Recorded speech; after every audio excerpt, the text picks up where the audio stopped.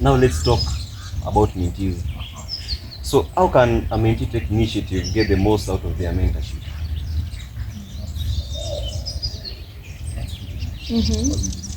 I think number one, the mentee needs to know what they want exactly. So when they have their goals and their vision and this mentorship clear, it becomes easy for you to know what you're asking for. Like for example, if I know I am in this leadership space, I have a weakness in this form of leadership, I'd like to learn this. It becomes easier for me when I go to my mentor. I'm like, this is what I am doing, this is where I'm having a challenge, this is where I'd like you to help. What do you think? So when you come, my mentor says it's hard to fill an empty cup. So when you have something in your cup that they can add to, and when you know what exactly is in your cup, it becomes easier for them to fill and for them to top up. So I'd say have your goals clear, know what exactly you have, know exactly what you want, know exactly where you want to go and how you want to get there, or how this person you're bringing into your life can enable you to get there. That's what I'd say. Maybe if I can add from what you're saying, on goal setting, I think we can have another section. Just about goal setting. That's also another thing. But I believe one of the ways that a mentee can get out of most of their mentorship is one, you have to honor the structure that your mentor has placed in you, the authority that you give that mentor over your life. Once women are resistant, maybe they will back it off. You have to honor that structure that they have instilled in you, and also respect their time.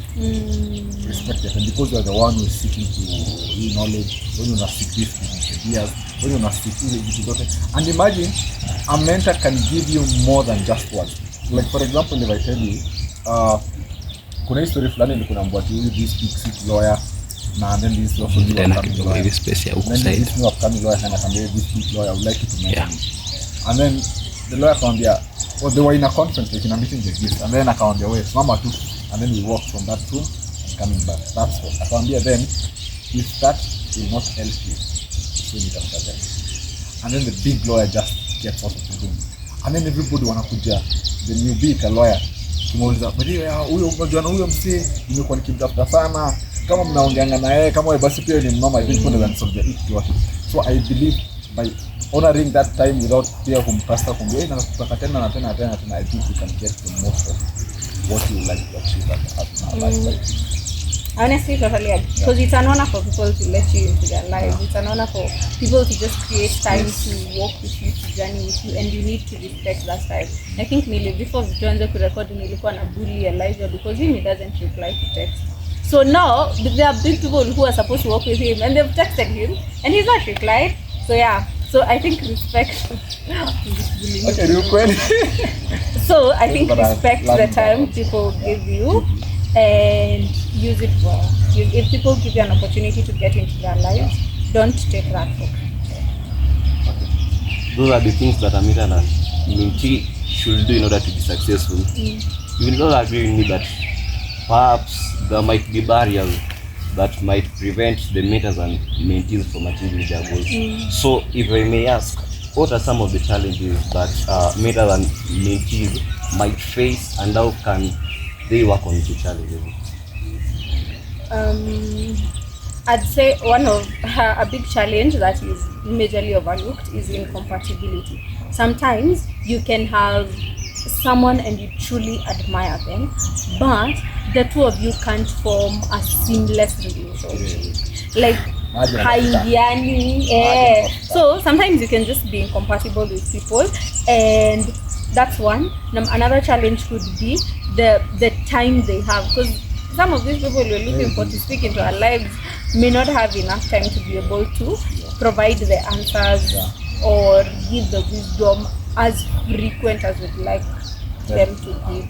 So for that, I'd say if you get 10 minutes with them, make sure you have figured out what you want to do for those 10 minutes, what questions you want to ask, what areas you want them to speak into your life for. So I'd say maximize the time you get, because time is a challenge. So time sometimes and incompatibility. And also the voices, that other voices, because we said by the beginning of this segment, we are influenced by the people around us, consciously and subconsciously. So if I have allowed this person to A, I'm giving him authority over my life, and I am listening to other voices. When you mention about values, ni kama nataka kutembea from njia mbili panda and then utatafuta katikati. So you are allowing these voices to mean people, the things you watch, the things you read, the things that you accommodate. Before you pick up mentorship, you need to be at a space in your life where you're okay with learning, relearning and learning. Like kusema mimi kwa changu nadhani ndio njia, but someone says who's been there says this might not be the way, so niko fluid enough to change. So yes, I'd say the way it works to change. Now, Rome wasn't built in a day.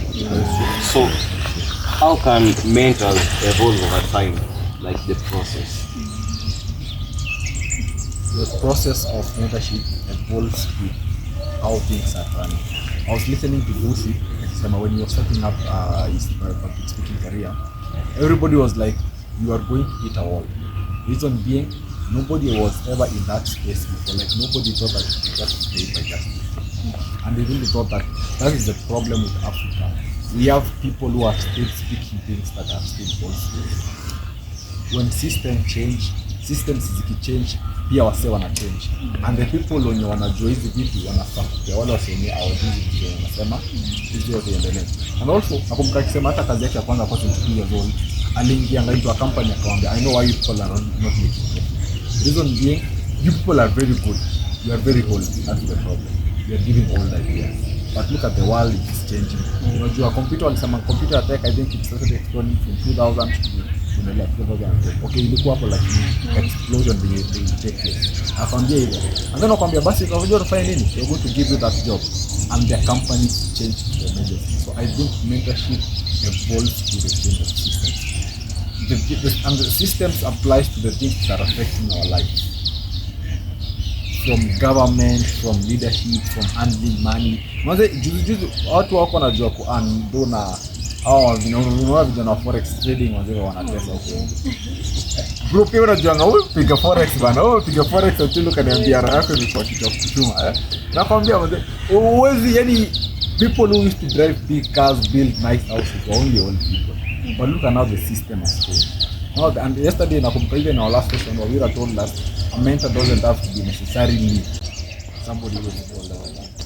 Anaweza kuwa younger than you, but in as much as akona hiyo wisdom, hiyo age yake, and he can get to share. And I think even pia unasema ime evolve here. Now we are now seeking mentorship from people who are younger than us. All people sitting down and listening to people who are younger than them so that they can also get to survive this system. Yeah. And I also think even from the last time we had a conversation, Elijah said that mentorship is a lifelong journey.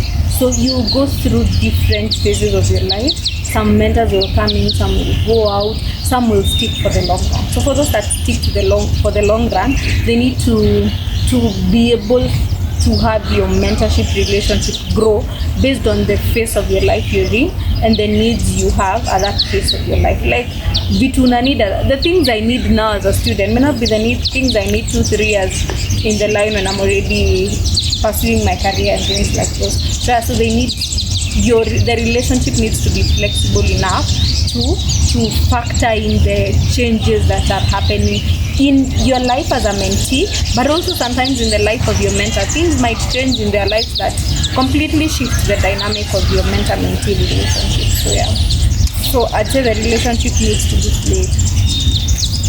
So I want you to look at that camera, and I want you to talk to that person over there who is watching, and what advice would you give him to somebody who is seeking a mentor outside there?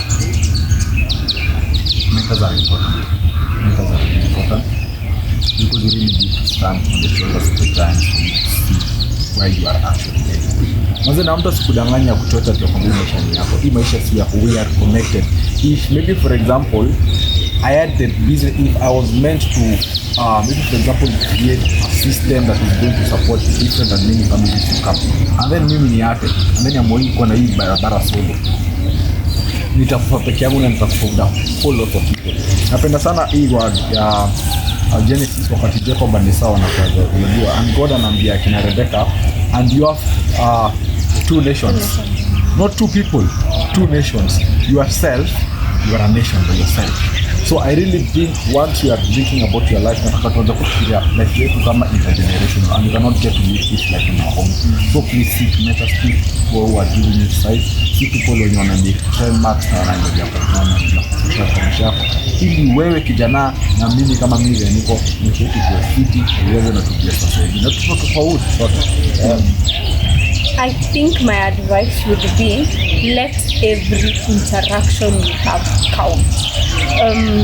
Make sure that, because that's how you get mentors. You get mentors from people you met and they like how you speak or they like how you dress, and when you start having a conversation with them, it is from that point of your first interaction. So number one, first interactions are important. They matter a big load. So always create a good first impression and make sure that the relationships or the connections you generate with people are connections that actually count. Because when you meet someone for the first time, based on how they look, you'll already determine whether this is someone you want to work with in your life or not. Based on how they speak, based on how they talk, based on how they carry themselves. So if you're looking to create relations, start with that. Start with your first impressions, how you look, how you speak, read books to be able to grow yourself so that you have conversation starters and you're able to maintain conversation. Be able to tell someone, this is what I'm working on, this is where I am in life, this is what I need help with. Be comfortable to just walk up to people and tell them, this is what I'm doing, this is what I'd like help with me. Because I think for me, the first mentor I ever got, I walked to there, we were having a conference and I walked to the table. I'm like, hi, this is what I am doing, this is where we have a challenge, this is what I need you to help me with. And he was like, okay, hold on, relax. And by then my first lesson was, how do you introduce yourself to people? So it was that was like the first lesson I ever got from my mentor, how to introduce yourself to someone when you meet them. So that, like, make sure every relation and every interaction you have with people counts. Don't take those for granted, because it's those small interactions that build up to mentor-mentee relationship that lasts 10-15 years. Yeah. That was incredibly awesome. I hope you learned a lot in this session, just like the way I learned in this session. So maybe the final words that you can give to our viewers outside there will be. Final words. Mentorship is important. Get people to speak into your lives. Don't do life alone. It's crazy to have to learn from experiences that you go through, yet there are people who have gone through experiences and they can teach you the lesson. Habakkuk chapter 2 verse 2 to 3, when the prophet says he was told to write the vision down, and then verse 3 goes on to say, and even if the vision delays and comes, it surely comes. And I believe now during the period of delay, you need people to tell you it will come. Thank you. Bye. See you in the next episode.